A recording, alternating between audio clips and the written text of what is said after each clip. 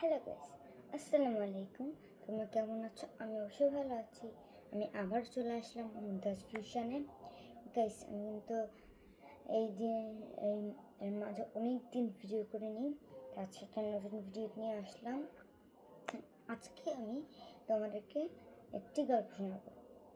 Guys, চলো গল্পটা শুরু করা যাক। গল্পের নাম ভূতের গল্প। আমার নাম মুনতাহা। আমি আমার পরিবারের সাথে থাকি। কিছুদিন আগে আমি আমার নতুন বাসায় উঠেছিলাম। তখন আমাদের আহ, তখন আমাদের বাসার কাজ শেষ হয়নি, কিন্তু আমরা তাও সেখানে এক রাত থাকার জন্য একটু প্ল্যান করেছিলাম।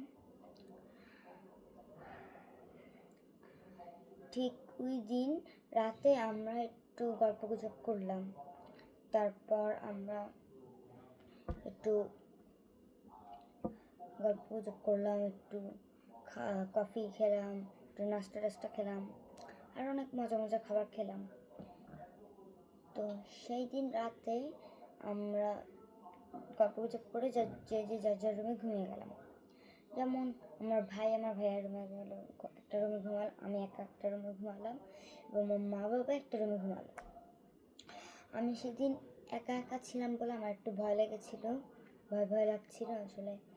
আর নতুন বাসা তো, তোমরা তো জানোই নতুন বাসায় অনেকদিন পরিত্যক্ত হয়ে থাকলে সেখানে জিন থাকে।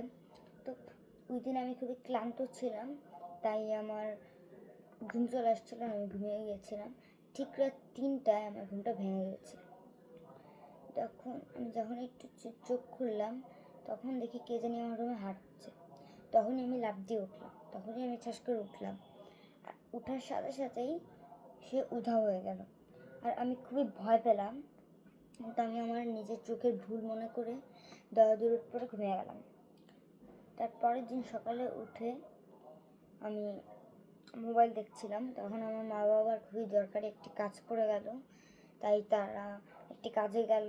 আর আমি সেই নতুন বাসায় একা ছিলাম, আমার ভাইয়াও স্কুলে ছিল, আর আমি বসে বসে ফোন দেখছিলাম। ঠিক তখনই অন্য একটা রুম থেকে কেন জানি হাঁটার আওয়াজ আসছিল। আমার একটু ভয় লাগলো, কারণ বাসায় তখন কেউই ছিল না, আর আওয়াজটাও আসার কোনো চান্সই ছিল না, কারণ আমাদের বাসা একটা ভিতরের দিকে, তো ওখানে জায়গাটা নিরিবিলি। তো আমি খুবই ভয় পাচ্ছিলাম। তো আমি আস্তে আস্তে একটু গেলাম, গিয়ে যখনই গেলাম তখনই কেউ একজন আমার গলা টিপে ধরলো। অবভিয়াসলি আমার গলা ধরলো, আমি এটা তো ফিল করেছি গাইস, কিন্তু আমি যাকে দেখতে পেলাম না। তখন সে আমাকে খুব ভয়ানক একটি কণ্ঠে বলল যে তুমি কেন আমাদের জায়গা দখল করেছো? আমরা এই জায়গায় ছিলাম, তোমরা এখান থেকে চলে যাও। তারপরে আমি খুব জোরে জোরে দৌড় পড়া শুরু করলাম। তারপরেই আমার গলাটা ছেড়ে দিল সে, আর খুব জোরে চিৎকার করলো। তখনই আমি আমার কানটা চিপে ধরলাম। তো তারপরে আমি কিছুক্ষণ পরে আমার মা বাবা আসলো, আমি আমার মা বাবাকে সব ঘটনা বললাম। তারপরে তারা আমাকে সেখান থেকে নিয়ে গেল। তারপরে তখনও আমাদের বাসায় মিলাদ দেওয়া হয়নি, এই জন্য হয়তো এরকম হয়েছিল। তারপরে একদম যখন আমাদের বাসায় কাজটা শেষ হলো, তখন আসছিলাম মিলাদের জন্য, মিলাদ দিল। তারপর থেকে আর এরকম ভয়ানক ঘটনা কখনোই ঘটেনি। তো গাইস, আজকে এই পর্যন্তই। বাই বাই, আবার দেখা হবে নতুন কোনো ব্লগে। Bye bye.